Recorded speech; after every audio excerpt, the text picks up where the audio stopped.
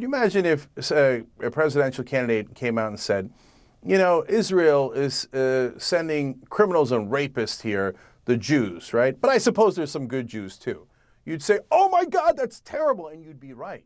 But when he says about Muslims and Mexicans, this guy turns around and goes, well, he didn't say all Mexicans. He just said there's a lot of Mexicans who was criminals and rapists, and that Mexico is quote unquote sending them.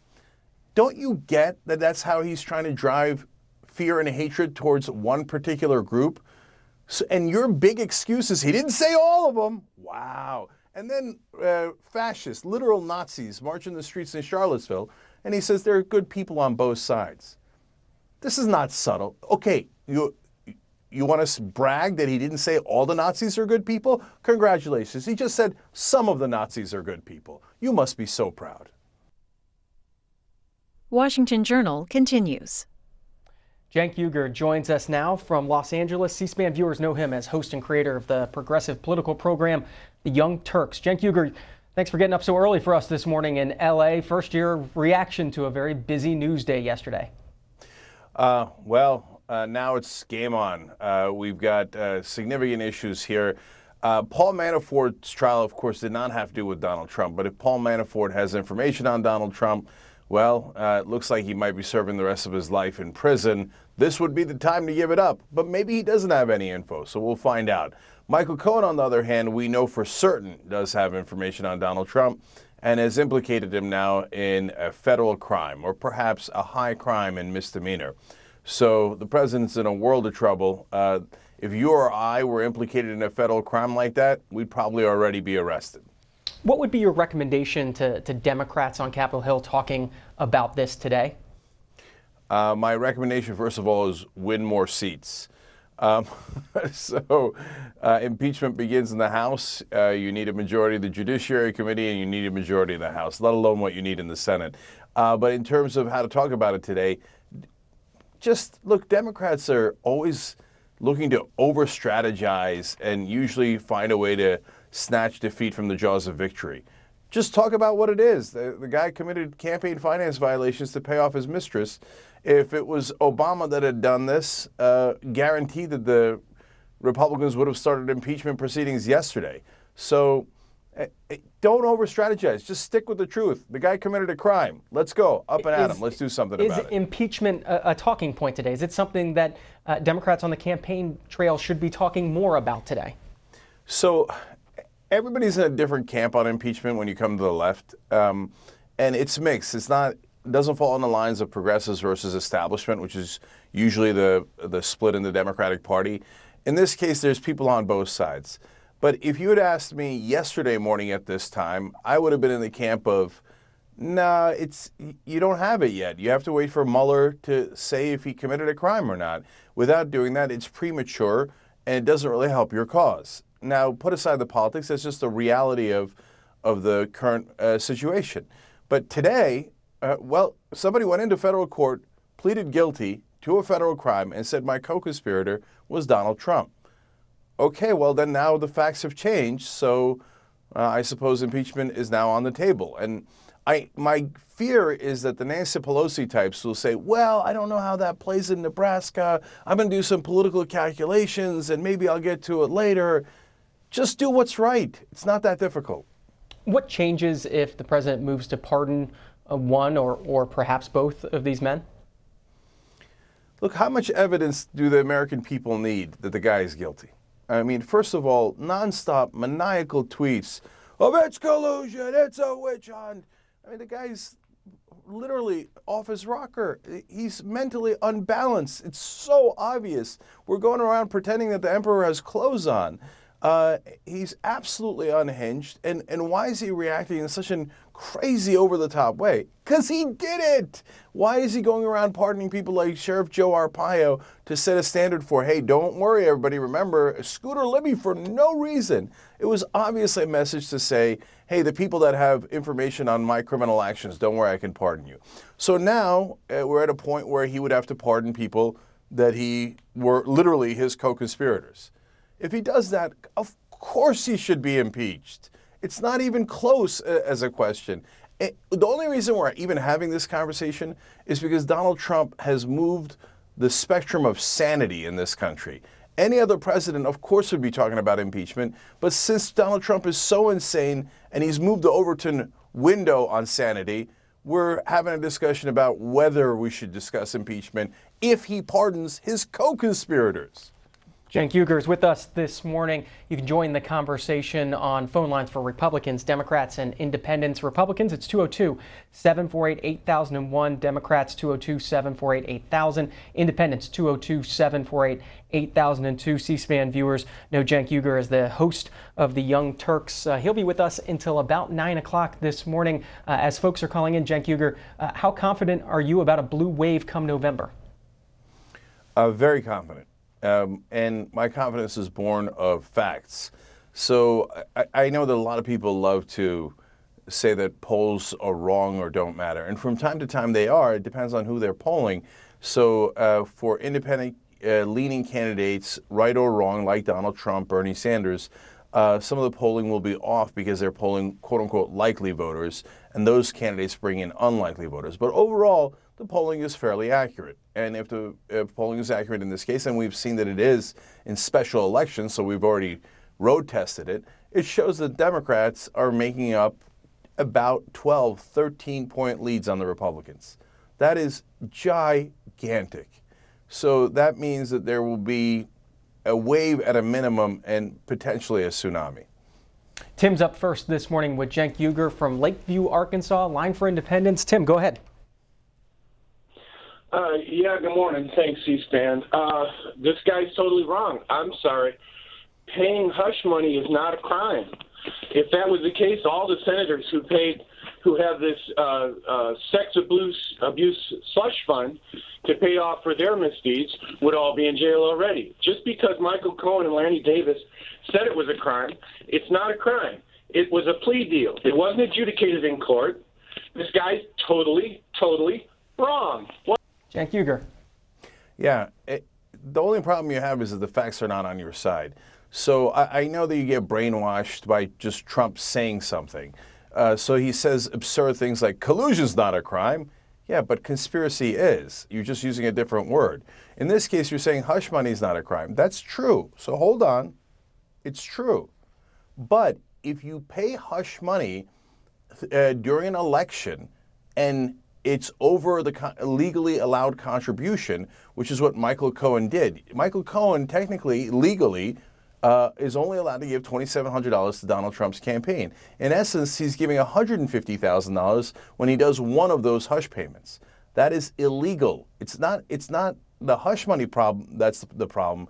It's that he's breaking campaign finance laws. And by the way, Tim and all you conservatives out there, do you want people breaking those laws? Do you want them to be able to just basically bribe our politicians? That's the swamp. Whether it's Hillary Clinton or Donald Trump, you don't want people just coming up and being able to give $150,000 completely outside of the law to a politician for God knows what favors that they want. So yes, it is absolutely a crime. And look, here, I'll give you a case of Paul Manafort. That Manafort case actually doesn't have to do with Donald Trump. It's about an earlier case of Manafort's corruption when it came to the pro-Russian Ukrainian government. Now, if Trump really doesn't have anything to hide, he won't pardon Manafort because he's a convicted criminal and the case didn't have anything to do with Trump. The only reason that Trump would pardon Manafort is if he's guilty and he knows that Manafort has other information on him that he's about to release. So you can see ahead of time whether he's guilty or not if you bother to have an open mind. You mentioned the swamp and the indictments. I wonder your thoughts on Congressman Duncan Hunter's indictment yesterday out in California. I mean, here we go again. Another Republican, another crook, and another one who is totally hypocritical. All these Republicans going around saying we care about taxpayer money. If they meant it, that would be wonderful. I don't want to waste any taxpayer money. And what do they do instead? So in his case, another campaign finance violation, that people give $250,000 to his campaign in that case, right? Now, first of all, our current system is atrocious. It's systemic corruption that donors can just give money to politicians' campaigns and do independent expenditures. But on top of that, Duncan Hunter is not happy with just taking legalized bribes. He takes money out of his campaign and spends it for Italian vacations, dental work, and my favorite, to fly his pet rabbit around on a plane. And he took your donations and just put it in his pocket. That's what criminals do. That's, again, a total crime. I hope that we have justice in this country and that he's put in prison. Jeffrey, Auburn, New York, a Democrat. Good morning. Oh, good morning, gentlemen. I call from William Seward's hometown, and I am military. I served my time during the Cold War, U.S. Navy. Every member of my family is military connected, and our family goes back to the Pilgrims, and we've been in this country that long. Anyhow, to support the military, I'm going to quote my mom, praise the Lord and pass the ammunition, because every single war or conflict or military skirmish that we've had since World War II, we supplied one side. We're the biggest arms dealer in the world. Russia supplied the other side. It was like a chicken fight, and Russia supplied the arms that killed or wounded every soldier in Korea and every soldier in Vietnam. And it's a travesty that we are supporting godless communists. And anybody that's a Republican that say lip service that you support the military, it is pure lip service, and it's disingenuous to say this when every soldier that died or was wounded in these conflicts, including the Iraq war because Russia supplied Iran, and the Afghanistan war because Russia supplied the Taliban also. Got your point, Jeff. Cenk Uygur. Yeah, so there's one part that obviously I don't agree with there, because the Russians are not communist anymore. They're probably on the opposite end of the spectrum, and you mentioned the godless communists. But yeah, look, I'm not in the camp that Russia has to be our enemy and that they have to be that way forever. And I think that sometimes we fight the battles of the past. Having said that, Russia now has chosen to interfere in our elections, and I'm not as concerned about them putting out fake posts on social media as some of the Democrats are. But what I'm concerned about is their attempts to hack into our voting booths, which unfortunately are incredibly vulnerable. So if they're going to try to mess with our democracy, yeah, well, then I guess they've chosen to be our enemy. That's an unfortunate choice, but that should have consequences. Most importantly, my God, we have to protect those voting areas. I mean, Republicans say they care about voter fraud. We have to verify every single election. How can we not agree upon that? Right now, people like Tulsi Gabbard in the House have proposed to spend more money to make sure that we all have paper ballots. If you're a Republican who worries about voter fraud or any kind of interference in our elections, you should love that bill. The same for the Democrats. But yet we can't even get agreement on a simple concept like that. So if there are now Republicans that are irrationally in favor of Russia, whoa, what a twist that is, right? And they say, no, Vladimir Putin's a good guy, like George W. Bush did. He said he looked into his eyes and saw that he had a good heart. Oh, preposterous.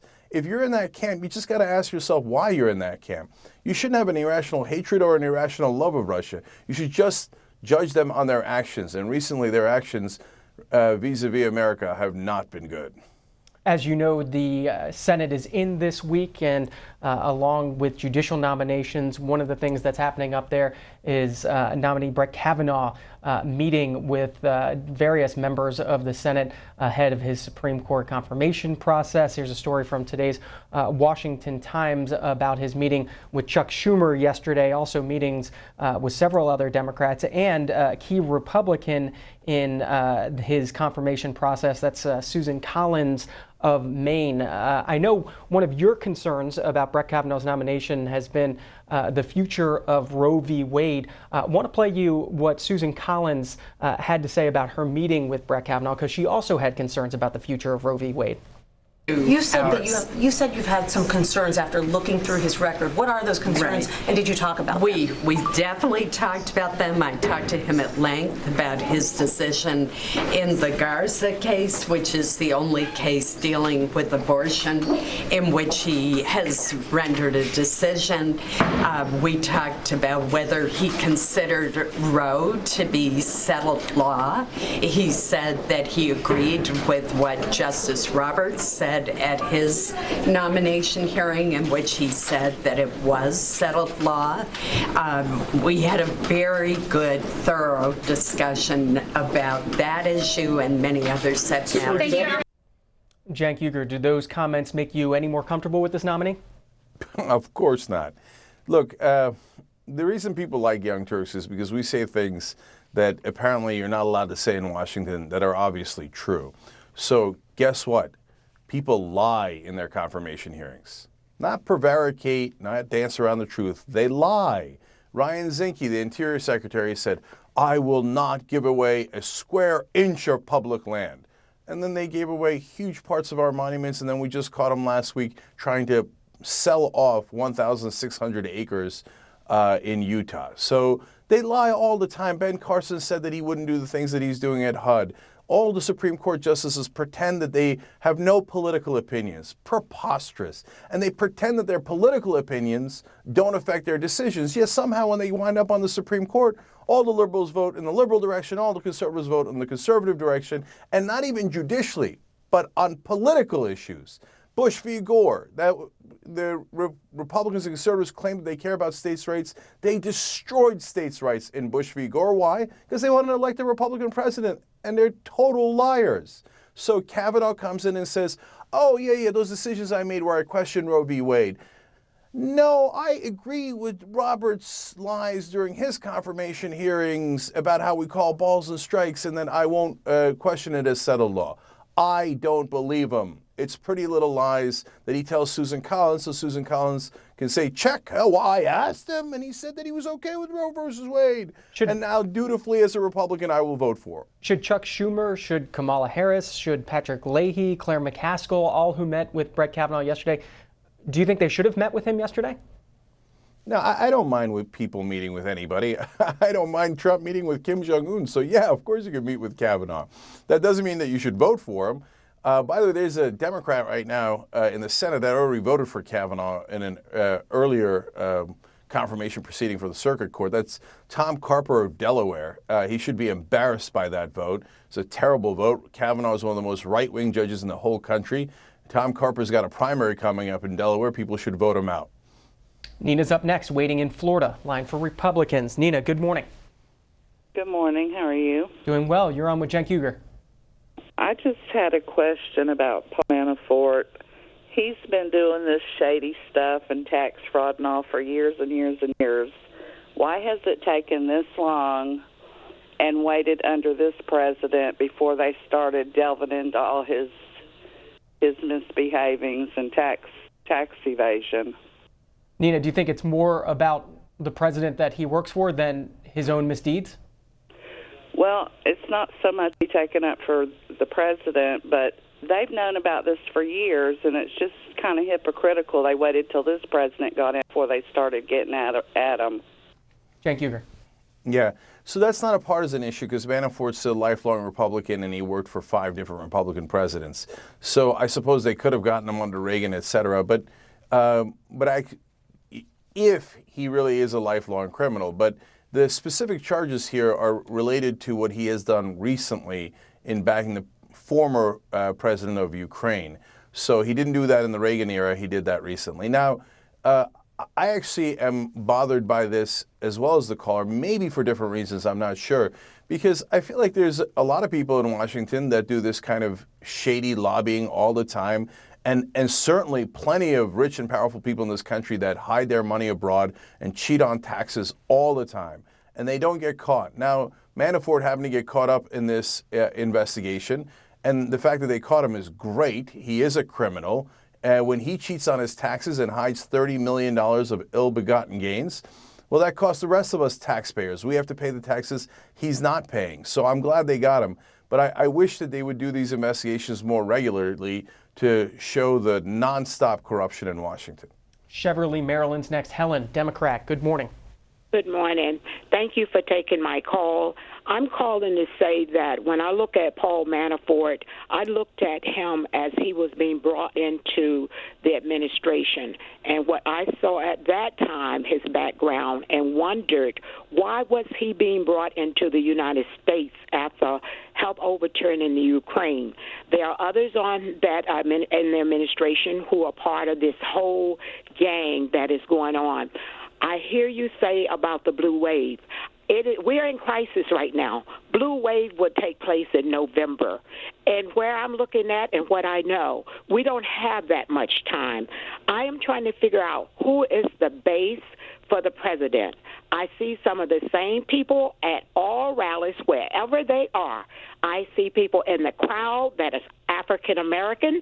I want to know how they travel all over the United States. Who are paying them? How many of these people are Russians who maintain the same script every day? Could we please protect our land and not this man? My family been in here over 400 or 500 years. We fought for this country. I'm fighting for it now. Cenk Uygur, do you think President Trump has paid crowds at his rallies?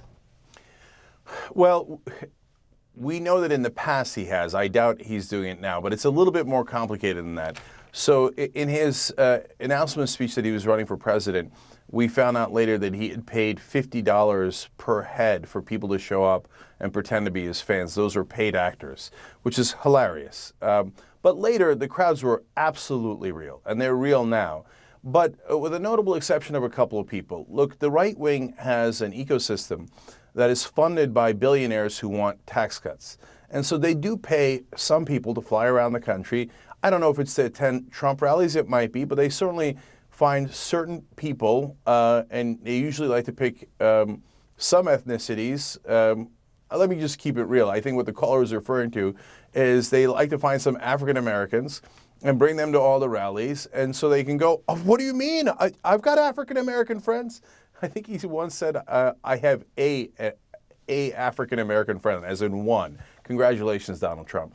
Anyway, but overall, the more important part is that the right-wing billionaires do actually pay a lot of the people you see on TV just gobs of money to do propaganda for them, including the person who's on after me, Ann Coulter.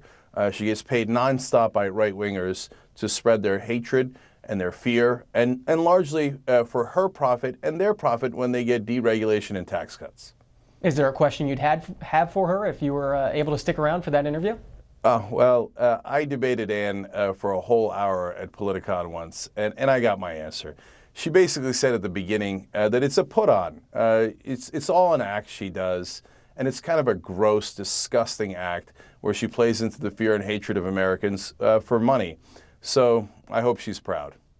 Virginia is in Pennsylvania, a Republican. Good morning. Good morning.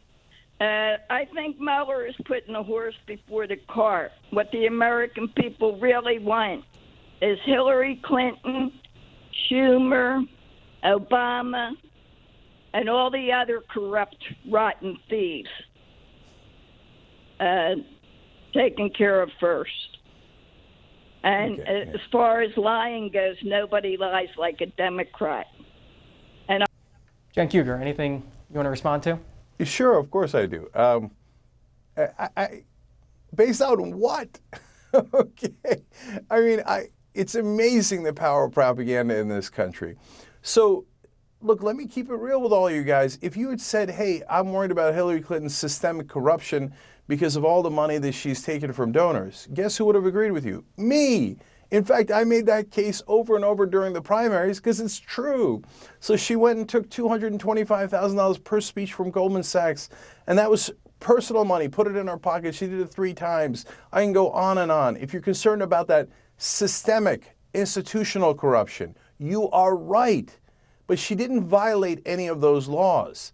Obama, I don't know what in God's green earth you're talking about. I had my own problems with Obama. I criticized them all the time. But he didn't break any laws.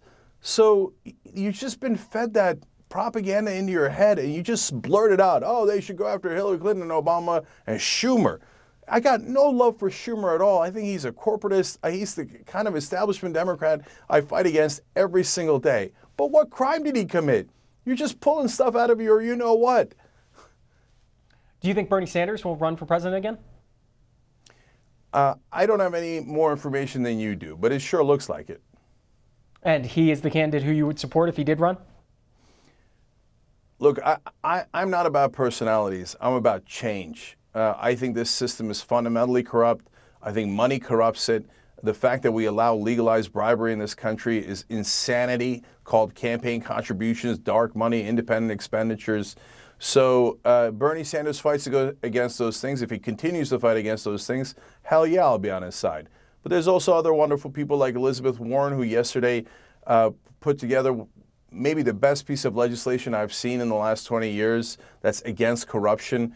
Republicans, Democrats should all support it. None of them will, because most of them are corrupt and are looking forward to taking lobbyist money when they retire. They're looking forward to hiring lobbyists, and they represent their donors and not their voters. Anyone who's fighting to get that corruption out, I'm on their side. And in this case, it's probably Bernie Sanders. I wonder your thoughts on how progressives like Bernie Sanders, Elizabeth Warren, you mentioned, how they're doing in their endorsements in the primaries ahead of the midterms. A chart from 538 showing Elizabeth Warren 5 for 5 in her endorsements and those who have won.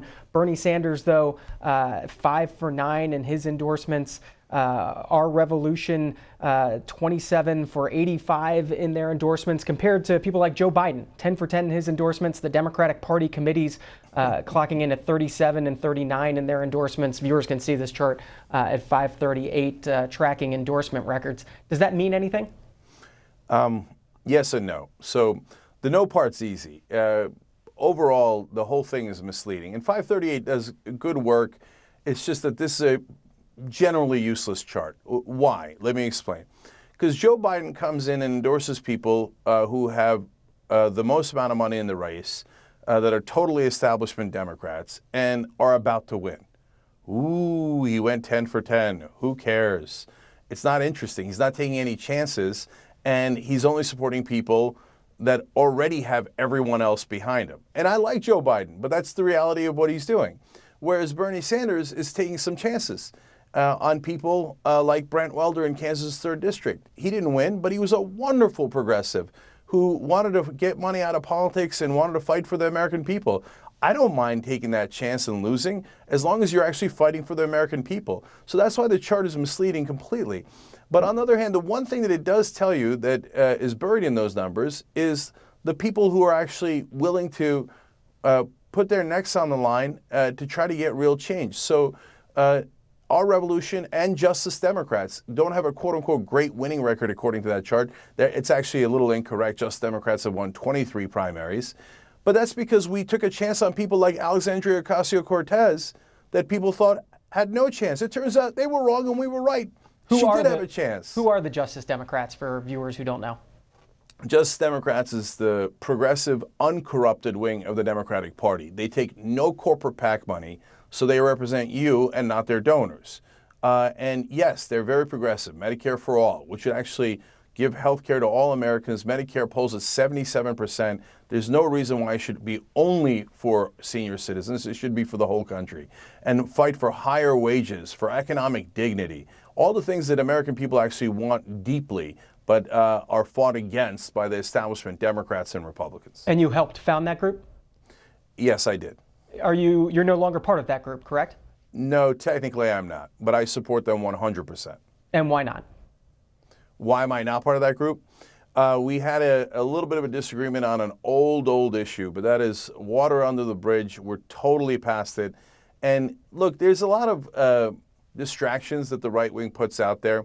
So in that case, they found old blogs of mine when I was a knuckleheaded Republican trying to be politically incorrect. And I had deleted those a long time ago, not when I got caught, but because I didn't stand by them. And so that's okay. God bless. This is a normal part of the attack machine that you get in politics, and I signed up for it, okay? But we're way past that issue. What we care about most is policy, not politics, not attacks, but policy.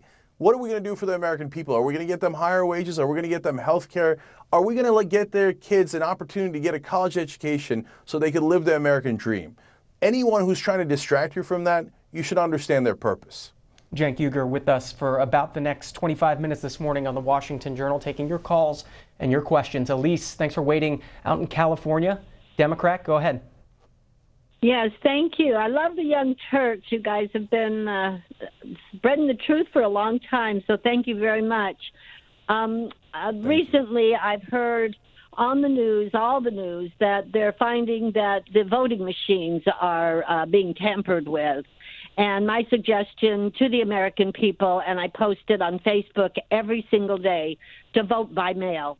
Just vote by mail. And that way you don't have to deal with these machines. I understand that all the states don't have voting by mail for whatever reason, but if every state, every county is called their county register of voters, they are sent to the absentee ballots, and they can vote by mail. That way you don't have to wait in line, you don't have to stand in the snow, you don't have to deal with the machine trying to figure it out. It's just a better way to vote, and I trust the United States Post Office much more so than I do the machines that are being tampered with.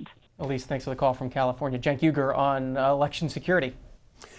Yeah, so there's a couple of parts of absurdity in our election process, literally the process. So do I know that the machines are being tampered with? No, I don't. But that's part of the problem. We have no certainty whether they are or are not tampered with. So, for example, an election that just happened a couple of weeks ago in that same Kansas 3rd District is Johnson County, Kansas. Chris Kobach was running for governor. Chris Kobach is losing by 13 points in Johnson County. All of a sudden, Johnson County's a person who's in charge of elections there says, oh, sorry, there's a computer glitch here. He was appointed by Chris Kobach. After they take hours upon hours, the glitch happened at 9 p.m., they so-called fix it at 5:50 a.m., he comes out and says, oh, look at that, Kobach won the county. He was down by 13 points. How did he win the county? Maybe it's legit. Maybe the later parts of the county actually did vote for Kobach. That's entirely possible. So, but then you go to verify the vote. How can the citizens of Johnson County and of Kansas know if they actually voted for Kobach? No, sorry, we're not going to tell you. What do you mean you're not going to tell us? So they don't share it with the public at all. They don't share it with the press. And then you go, okay, well, can we look at the computer that tabulated the vote? They go, no, that's from a private company, and they have proprietary information so that you're not allowed to verify your own votes. Why are we privatizing elections and handing it over to a private company that says your votes are my proprietary information? That's insanity. We should have paper ballots all across the country, and everybody, Republicans and Democrats, should be able to verify their vote. To Milwaukee, Chris is waiting. Democrat, good morning. Hey, good morning. I was wondering what kind of exposure you think Senator Sanders has in all of this. His former campaign strategist, Tad Devine, was paid almost $1 million a month. And for people that don't know Tad Devine, he helped get elected Viktor Yanukovych, a dictator that's sympathetic towards Russia, whilst working with Paul Manafort. Bernie Sanders was one of the only candidates that didn't release his tax returns. Along with Donald Trump, he only released a 2-page financial statement. It looks like he might be involved in some of this. So I just wanted to know what your thoughts were on that. Thank you. Cenk Uygur. Yeah. No, I don't think Bernie Sanders is involved at all. But your points about Tad Devine and the tax returns are fine. I have no idea what Tad Devine did or didn't do. And by the way, understand that Manafort was not convicted for lobbying for Ukraine. He was convicted for hiding the money that he got from Ukraine. And he's also convicted for fraud that he did afterwards to try to get more loans. So Tad Devine did not do those illegal activities. He just did the lobbying part. But if you don't like that he did the lobbying part, I hear you. And on the tax returns, yeah, I'm sure Senator Sanders should release those tax returns. And as I recall, Tad Devine was one of the witnesses that Mueller brought, the Mueller team brought in its case against Paul Manafort. That's right, yeah. And his testimony was mixed. He said, hey, we did legitimate lobbying, but then, but obviously what Manafort did afterwards with the money was the real crime. Tom, Dayton, Ohio, Republican, good morning. Good morning. I've just been a Republican since Donald Trump ran for president. This is so one-sided. Rosenstein gave a letter to Trump telling him that Comey needed to be fired. He fired him, and then they started an investigation. Well, that's a bunch of crap. And then you've got Hillary Clinton and Bill Clinton. Bill Clinton gets paid $500,000, and their charity gets paid tens of millions of dollars. But that's okay. This is a one-way street here, mister. And you know what? The Democrats are going to lose for one reason: law and order. We want law and order. Here you had an illegal the other day that killed that Molly Hibbets. He shouldn't have been in this country, and the American people are fed up with it. You have a great day, sir. Cenk Uygur. Well, that was hilarious. If you're for law and order, you should be for convicting Manafort, Michael Cohen. There's a legal investigation of Donald Trump, and he wants to avoid the law. If you're for law and order, you should be 100% in favor of the Mueller investigation, which is about law and order. So there's this insanity where they say, hey, those Latinos that are coming in, oh, I hate them. Law and order on them. They're committing at most a misdemeanor by crossing the border to try to find hope for their family. And those are the guys you want to crush. But the guy at the very, very top that has all the power, that is apparently, it's seemingly, and by the way, if he hasn't broken the laws, and then we'll find out, and that'll be fine. But it's possible that he's broken terrible laws to abuse your trust, and you think, no, let the powerful get away with it, but crush the powerless. What kind of sick law and order is that? That's no law and order. That's injustice. The caller brought up the Molly Tibbetts case. President Trump didn't mention Paul Manafort or Michael Cohen at his rally in West Virginia yesterday, but he did mention Molly Tibbetts and that case out in Iowa. Here's a story on the front page of the Washington Times about it today. Murder charges stir up debate on immigration. I wonder your thoughts on that case and the president bringing it up last night. So this is what they do. They do selective cases to put out propaganda. And let me explain what I mean by that. So there are thousands of murders across the country. You could take a handful of any of them and say, oh my God, the scourge of crime in this country. For example, you know who commits a lot of crime in this country? Aryan Nation. It's one of the biggest gangs in the whole country. And if I wanted to, I could find you dozens and dozens of horrific crimes they've committed and then go on a rampage about the Aryan Nation is the biggest problem in America. No, you're selectively picking cases to make a political point to spread fear and hatred when you're targeting these particular people. So the question that you should be asking yourself at home is, do undocumented immigrants commit more crime or less crime than the average American? And lucky for you, there are facts on that, and people have studied it at length. Undocumented immigrants commit far less crime than the average American. So if you care about law and order, you would kick us out and leave them here. Now, of course, that's preposterous. I don't want that either. And if you say, hey, listen, we got to protect our borders, that's a fair argument. If you say, no, I think all undocumented immigrants are criminals and rapists, like Donald Trump said, well, you're wrong. You're wrong. On average, they commit less crime. You bought into propaganda that Donald Trump does specifically to get you to hate people. Cenk Uygur up early in Los Angeles with us this morning on the Washington Journal, with us for about 20 more minutes this morning. Lee's up even earlier in Alaska this morning. Independent. Lee, go ahead. Thank you. My question to your guest is, what do you think about Donna Brazile giving debate questions to Hillary Clinton? And also, what do you think about Debbie Wasserman Schultz picking an election for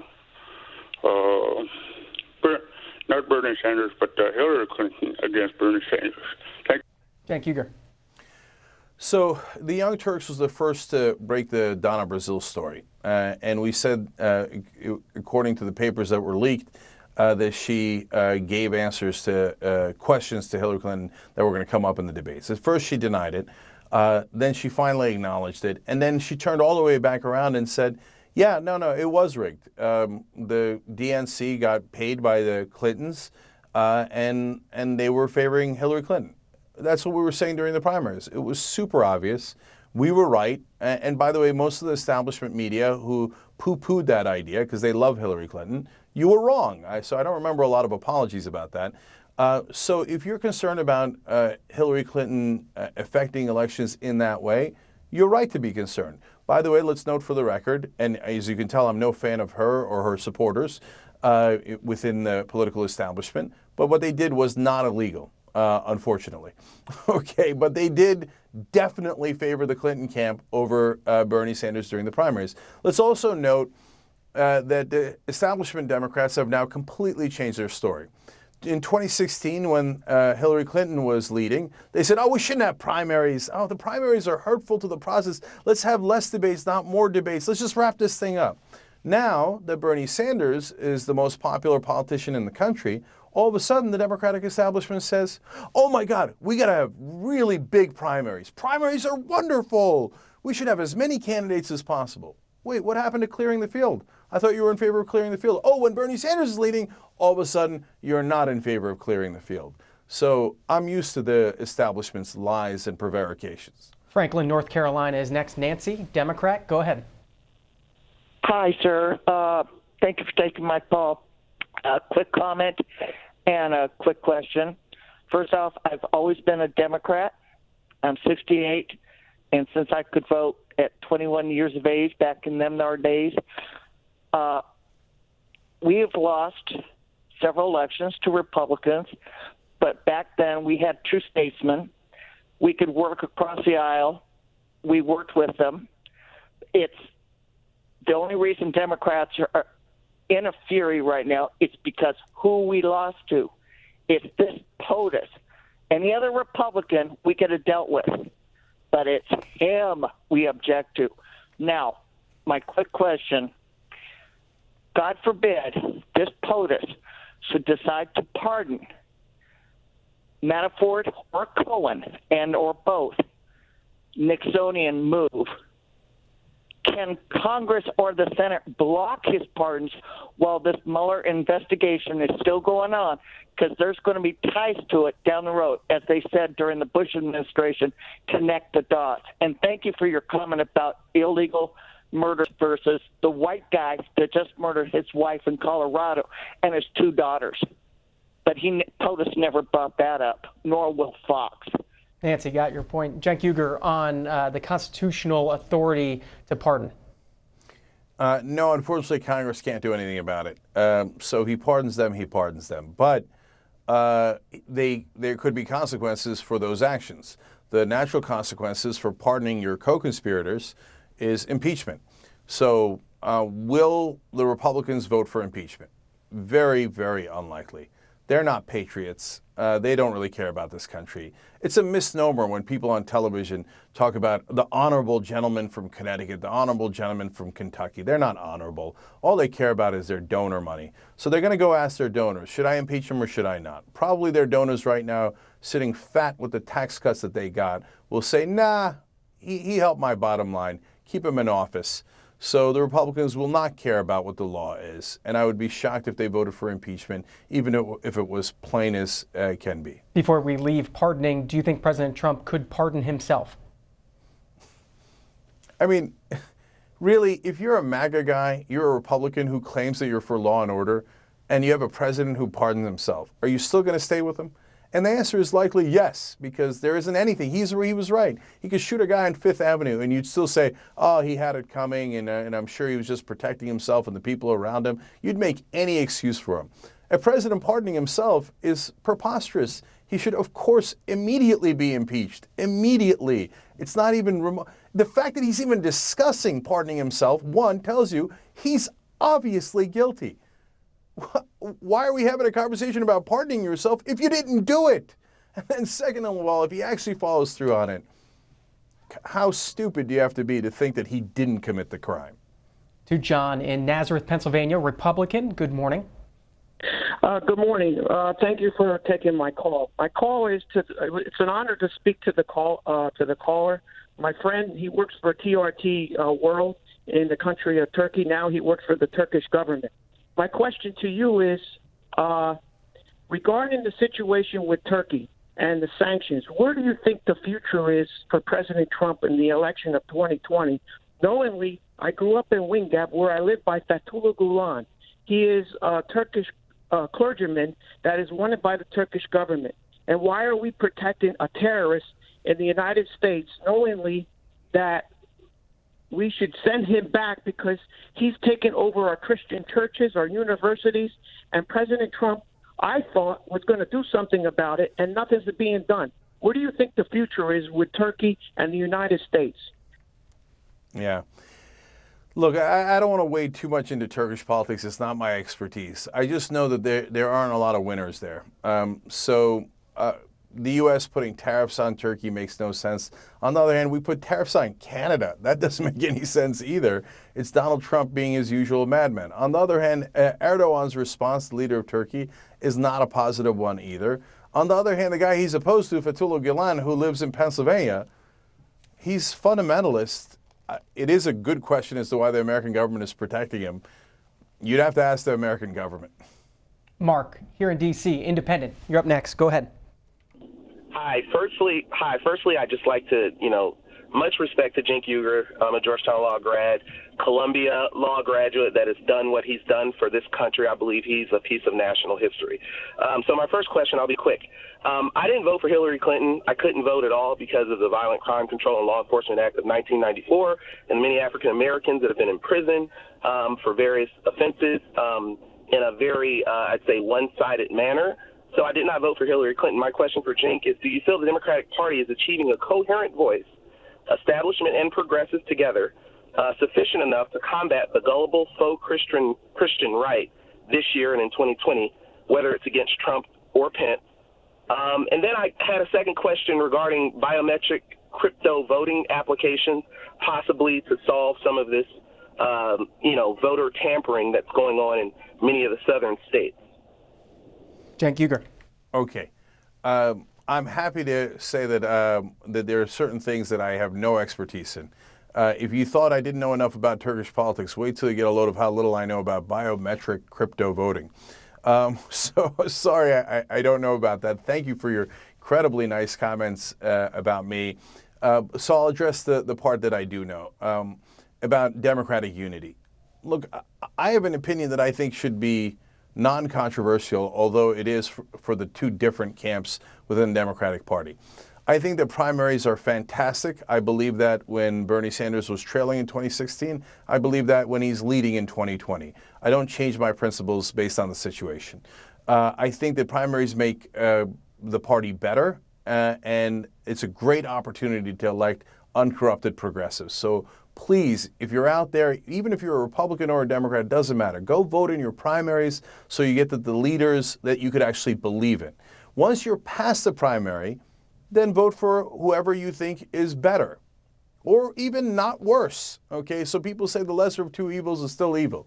Yes, but it's still the lesser of the two evils. So in the case of 2016, I thought it was an easy vote to vote for Bernie Sanders in the primary. I also thought it was an easy vote to vote for Hillary Clinton in the general election. Bernie Sanders was not in the general election, nor was any progressive. And it's not because I was excited about Hillary Clinton. I was not. It's not because I thought she was going to bring great change to the country. I did not think that. But was she better than Donald Trump? Absolutely. And I would say that I've been proven right on that in spades. How do you feel about the movement and the term democratic socialist? So I think people spend too much time on terms. So I call myself a capitalist, and then people get mad at that. It depends on where you are on the spectrum, right? But the reality is we live in a socialist country. Almost every country is socialist. So what do I mean by that? It's a mixed economy. Some parts are private, some parts are public. So if you're a right-winger and your head's exploding now going, oh, no, America's not socialist. Well, okay, what do you think is public in this country? Oh, the cops are public. Well, and you think they should be public, right? You don't think we should have private cops or private firefighters or private teachers necessarily. And it's not that we would forbid you from having private security or private teachers. You're allowed to have that. But yes, we have public education, public protection. The military is the biggest government program there is. So if you like the military, you love big government. So it depends. I believe some things should be public, like the schools, etc. And I believe some things should be private, like making sneakers and jeans. So Germany's a mixed economy. Sweden is. We are. Almost every country in the world is somewhere on that spectrum. The only question is, and a smart question is, where should we be on the spectrum? What should be public and what should be private? And so the real debate we're having is over a sliver of the economy. So, for example, nobody is saying that we should take McDonald's public and the government should run it. No one is saying that, okay? What they're saying is there are things like healthcare that should be public, just like education is or cops are, because we have a right to life, liberty, and the pursuit of happiness, and nothing affects our life more than our health. It's a pretty logical argument. By the way, it's one that all of the rest of the developed world has agreed to. They all have public health insurance, and they live longer, they have better health care than us, and it costs them half the money. Time for just a few more calls. We'll try to get to as many as we can. Ashley, thanks for waiting. Kingsport, Tennessee, independent. Go ahead. Thank you for taking my call. I was wanting to ask, I'm sorry, I can't pronounce his name, Mr. Cenk. Cenk Uygur. Okay, thanks. What did he thought of the lack of retrospect concerning the Russian investigation, especially given the communist conspiracy from the past that showed extremely high officials in our government during the Cold War that pushed the Red Scare? And I also wanted to point out, sorry, I recently saw Warner and Rubio speaking on C-SPAN, who were talking about voter identity biometric, whatever that other caller was talking about. And they also were talking, they passed $400 million to bring back paper votes. Thank you. Okay, first of all, no problem on the name. It's a hard name. It's spelled with a C and it's pronounced as a J, so it's Cenk. So don't sweat that. Thank you. So on the Red Scare, I don't know why people still bring that up. So it isn't communist Russia anymore. It isn't the Soviet Union. It's a whole different Russia. It's, in fact, on the exact opposite end of the spectrum. It's borderline fascist. So this isn't about the Red Scare. And if people are talking about Russians in general, I'm out. I got nothing against Russian people, and no progressive in their right mind would discriminate on any ethnicity, including Russia, obviously. But if we're talking about specific crimes that the Russians might have committed, especially when it comes to our voter rolls, well, I don't care if it's Russia or China or India or anyone who does that. I'm against that, and we should take action against that. David, Crab Orchard, West Virginia, independent. Good morning. Yes, C-SPAN, I love your show there, but the host there, how come when your guest put out false news about Donald Trump, about him and rapists of Mexicans and illegals, that he thinks all Mexicans and all illegals are rapists, and they put that information out, that the hosts don't correct these people. And I'm talking about Democrat legislators and your host today. Donald Trump never said that. He said some of the illegals coming across the border are rapists, okay? But these people get on there day by day, and I heard this, even callers call in, and they're saying that Donald Trump thinks all Mexicans are rapists. And these people say that every day, and some of these callers out there are believing that. And you keep saying that over and over and over, and that's fake news. And that's what Donald Trump, President Trump, is saying is fake news. And if you keep saying that enough dumb people out there believe that. President Trump never said, he said some people. And all you got to do is Google it, and you'll see it. Thank you. Have a nice day. And correct these people when they say that. And I'm talking about Democratic Congress people. They get on C-SPAN. They say that all the time. Got your point. David, Cenk Uygur.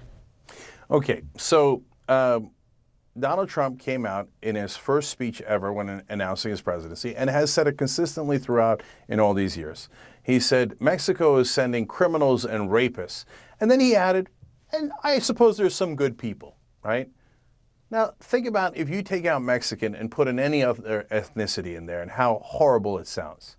Could you imagine if a presidential candidate came out and said, you know, Israel is sending criminals and rapists here, the Jews, right? But I suppose there's some good Jews too. You'd say, oh my God, that's terrible, and you'd be right. But when he says about Muslims and Mexicans, this guy turns around and goes, well, he didn't say all Mexicans. He just said there's a lot of Mexicans who was criminals and rapists, and that Mexico is quote unquote sending them.